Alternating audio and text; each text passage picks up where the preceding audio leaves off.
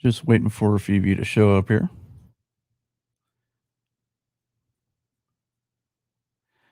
Hey, if you're watching, put in the chat there if you're here.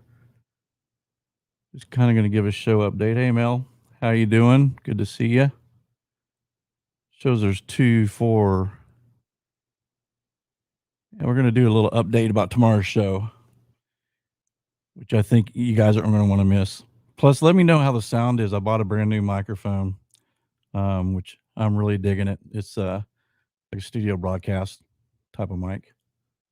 So we got Mel in there. Who else we got in the chat room? Come on, you guys. Come on.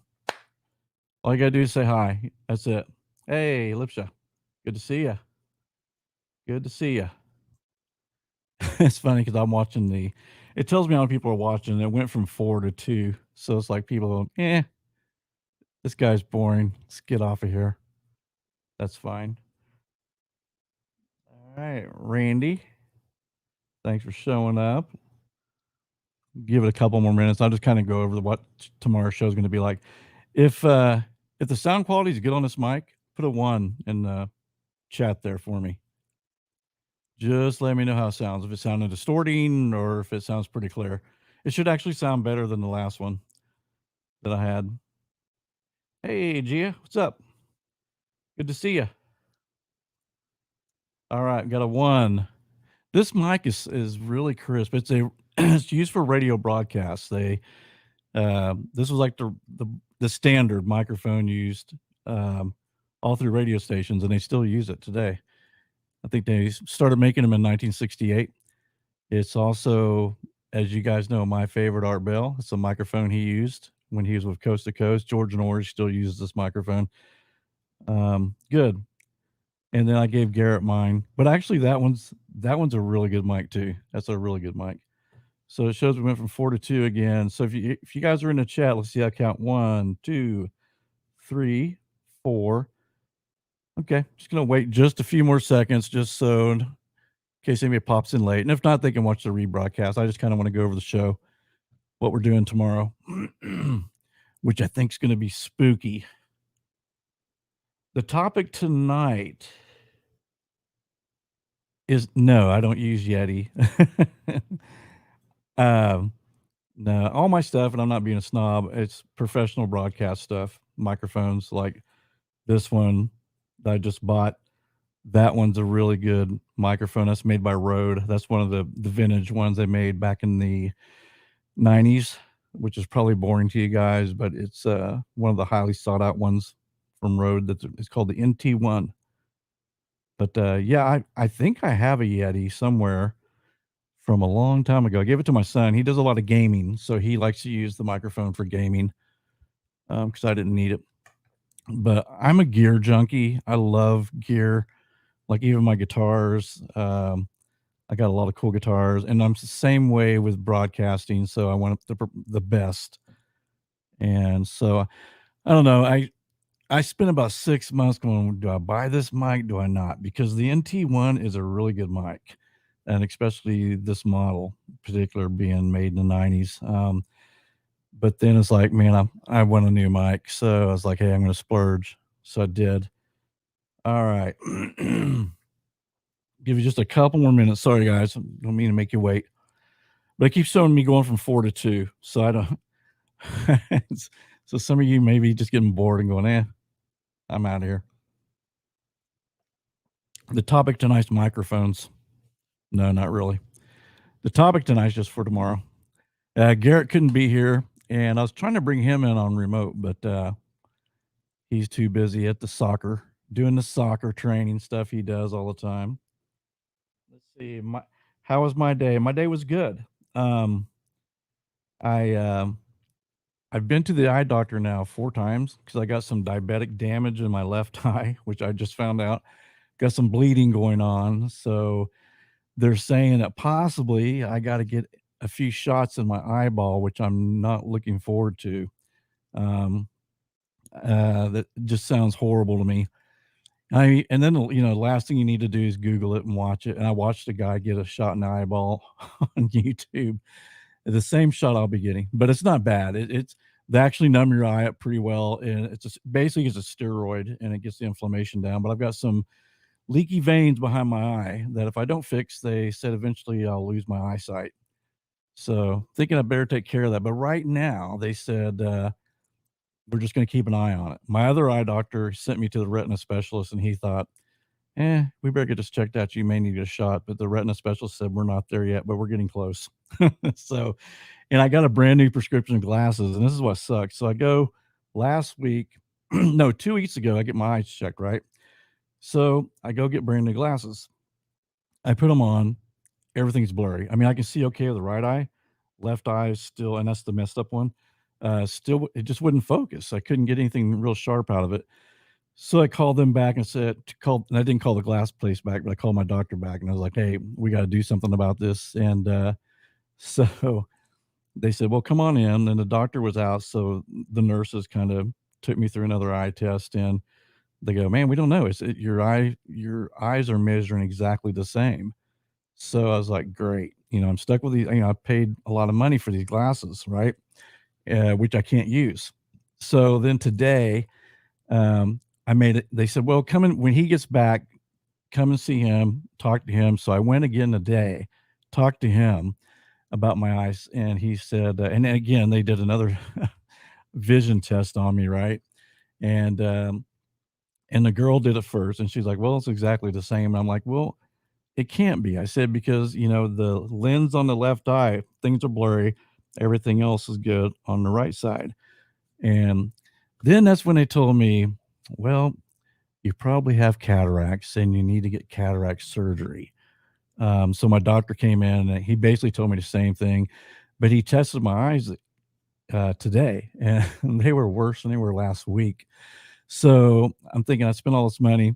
I'm sorry, I'm just going off on this, but so I went to like iMart Express or somewhere just to get some glasses, and I just paid like a bunch of money for 2 pairs. And I'm thinking, damn, I'm gonna have to pay, double it. But I got lucky because they credited me everything. They put it down as a doctor's mistake, so I didn't have to pay a cent, and I got them back. And still there's a little problem with the left eye seeing good. Um, but I think I'm gonna wait before I get the cataract surgery or the whatever procedure it is. But may do that in a few weeks. Anyway, let's see who else.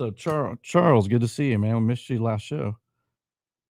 And again, Gia. Okay. Anyway, so basically, I just want to come on here real quick and just kind of tell you guys.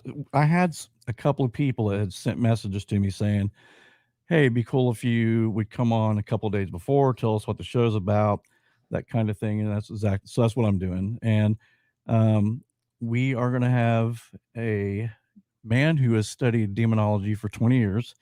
He's performed a lot of exorcisms. He has a vast knowledge of the occult, demons, heaven, hell. And he's going to share some of those exorcism stories with us, and maybe having to walk us through one, like, what do what do you do with this thing? So I thought that'd be interesting, something scary. And we did a true crime last week, so it's time to do a scary, our paranormal stuff. But man, what do you guys think about the this whole Brian Laundrie and Gabby what is it? Tipano or whatever. Sorry. I'm thinking this guy's out of the country. And then it was funny because Dog the Bounty Hunter showed up at his mom and dad's house, and of course he banging on the door. They call the cops. He leaves, so I guess they didn't want his help. But man, I don't think at first I thought this guy probably killed himself, probably committed suicide, and I thought they'll find his body. But now I think he's on the run, and I don't think I just don't think it's a survival thing. I think he's either out of the country or he's staying with somebody that's hiding him out, which, eventually, dude, you're gonna get caught, you know? So why run? I don't get that at all. Um, but, he's crazy. He kills his girlfriend. So and that poor family needs some answers. He needs to come forward and what I don't understand is, man, I mean, I'm not an attorney or anything, but gosh, if the parents know something, you think that they could be questioned and, even though they got a lawyer to lawyer up, uh, I would still think because their son's involved in a murder and they have some knowledge that lawyer or no lawyer, you need to tell us where the hell he's at. And I think they do. I think they know where he's at, which I think when this thing comes down and they do finally catch him, there's going to be a lot of hell to pay for the parents as well. And rightly so. I mean, I think Garrett and I was talking about that. Well, you saw the last show where we was talking about, hey, if my son murdered his girlfriend, I'm sorry, son, but we got to go to the law about this and get that straightened out. But hey, Randy, what's up? Have you been watching long, Randy? I just kind of came on here, just letting everybody know about tomorrow's show. His guy's name's David Hafley. He's been studying demonology for 20 years now. He's from Missouri, and he's done many exorcisms. He's gonna, I'm wanting to tell us his most scary exorcisms and see if we can get a good spooky show for you guys. Kind of get back to the roots of getting some crazy stuff going on in here. And also another thing, guys, if you have an idea for a show or something particular you want to me and Garrett to discuss, if it's paranormal, put it in the comments or put it in the chat room. I save all my chats so I can go back and look at these. Um, let's see. Yeah, Charles, the parents may be afraid of him. I don't know. Um, it's a possibility, but I, I don't, if they know where he's at, they could tell the police. They'd be in protective custody if that was the case. So I don't think it'd be a problem. I don't think there's anything he could do to the parents.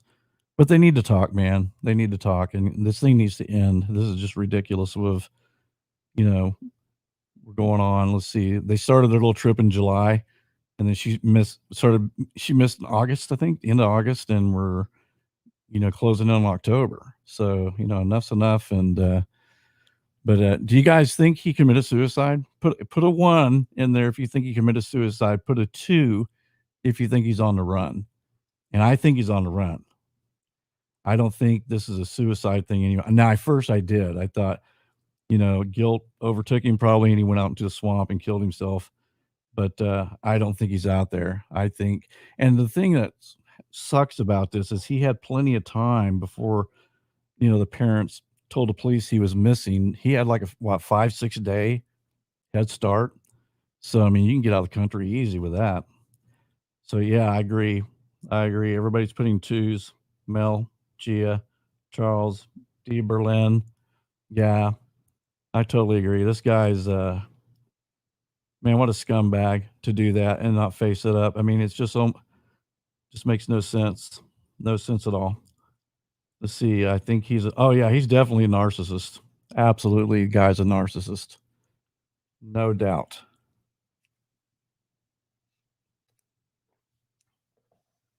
So, have you guys been keeping up with Summer Wells? I haven't looked in that case in probably a couple of weeks. Wondering, that's another one that man, I don't know if that's ever going to get solved. Um, I think I mentioned before, I guess maybe a couple of weeks ago, they've got that phone information back by now. It only takes like 30 days, and we're over 90 days with her missing. So there must have not been anything real incriminating on that phone. If there would have been, I think there would have been an arrest made already. And then I think Don's facing the SA charges from his sister. And man, and even with that, if you look from an attorney's or a DA's point of view, which it doesn't make it right. I mean, I wish he would fry for what he did. He should go to jail for that, for definitely. But we're talking 4 years. There's no evidence. He said, she said. I don't see the DA picking that case up. I think they probably will dismiss it. And again, I think he at this point, they filed, I think, oh man, 3 or 4 weeks ago, I think, is when the sister filed charges, but and, I think there would have been an arrest made just for that, and there hasn't been. But I think it'd be a real tough case for a DA to win that case, um, when you don't really have evidence in a 40-year-old case like that. I mean, like I said, it doesn't make it right, but that's a long time ago. His defense attorney is gonna be saying things like, "Why did you just bring this up now? How do we know that, how can we trust you? You should have said something, back when he was in prison." And I think the defense attorney, if it does get brought to trial, I don't think the state will win their case. Like I said, unfortunately, he deserves, but I think he definitely has something to do. Him and Candace both. I think know where Summer's at. But man, I really thought they'd find everything off that phone.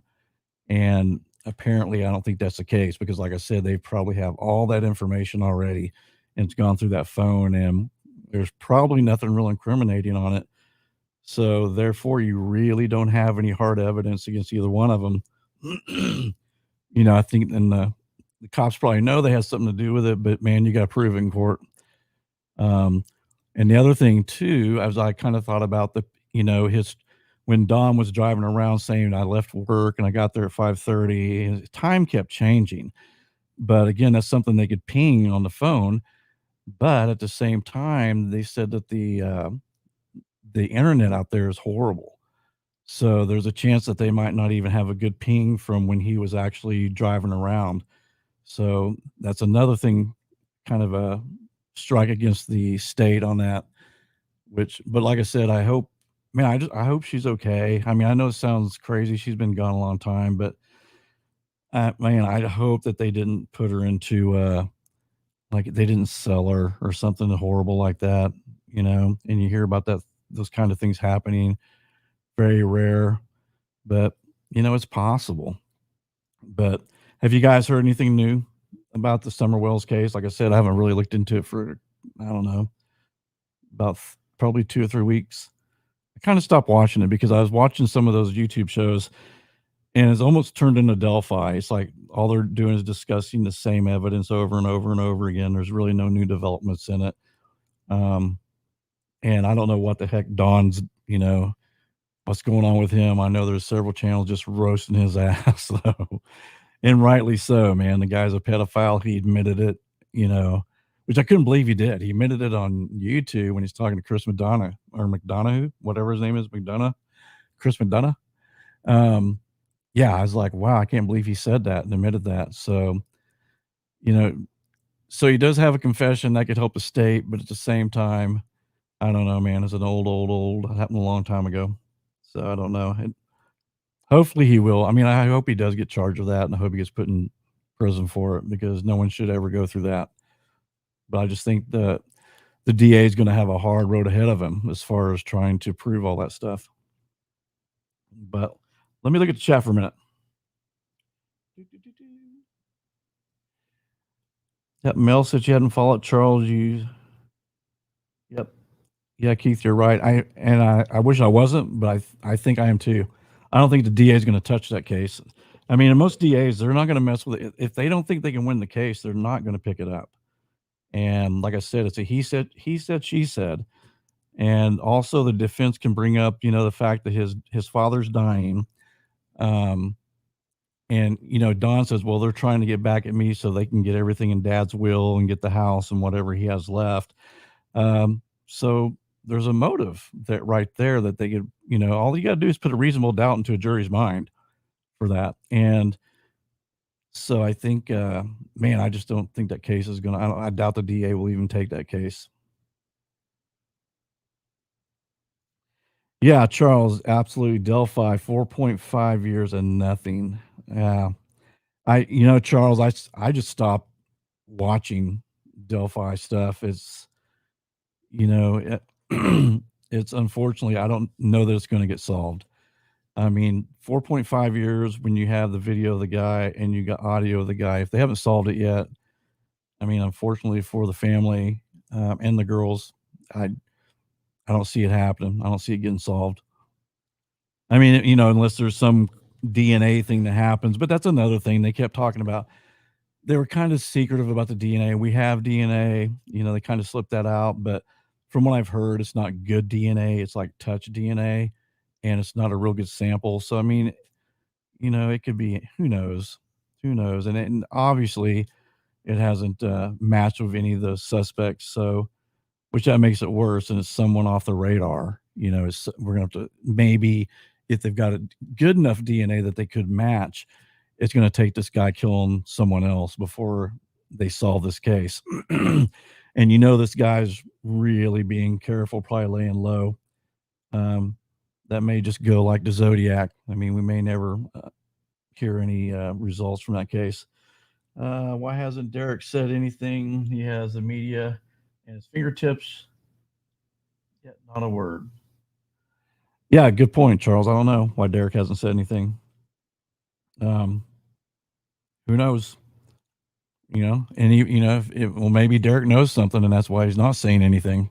So he doesn't want to get in trouble. Maybe he knows who's responsible for it. Somebody, you can't tell me that someone in that small town doesn't know who that guy is, or even surrounding towns. Because I really doubt this guy lives in Delphi. Come on, man. It's a population with 3,000 people. So everybody knows everybody. I think they would have recognized that guy right off the bat, but that's not the case. So this guy's either, was wandering through. Maybe he's a truck driver. Maybe he worked at that meat packing plant maybe he's contract employee and was there for a week and left. Who knows? Could be just a drifter. Man, it could be a number of things, but I don't think it's anybody from Delphi that committed those murders.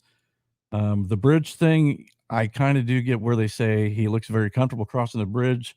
Uh, you know, so he's comfortable with the bridge. That doesn't mean he's from Delphi. I mean, he could be from one of the other, the Kokomo town or something, and he's been to that bridge before and he's crossed it before and comfortable with it. Or he could just be a guy who's not afraid of heights. I'm terrified. I would be crawling across that bridge. There's no way you get me across that thing. And that's another thing they've been talking about. They're supposed to be fixing it up. Supposedly there's like $1 million went in this thing, and from some of the people that live there, they said they haven't done anything to it. So it kind of makes you wonder, okay, what are they doing with that money? They need to start getting that thing set up. I'm surprised there hasn't been many deaths of people falling off of that bridge. I really am. That's one dangerous bridge. Let's see. One of my favorite topics, but I've got to go. See you tomorrow. All right, we'll see you, Lipsa. All right, see you, Charles. Anyway, so guys, just don't miss tomorrow's show. It's going to be an interesting. Like I said, it's going to be a guy who knows the stuff about demons and has performed or exorcisms, and I think it's going to be a great show. So don't miss out. It's going to be our same time, 7:15 to 7:30. Whenever we usually run late, but that's the way it goes. So anyway, you guys have a great day, and I will see you guys tomorrow. Take care.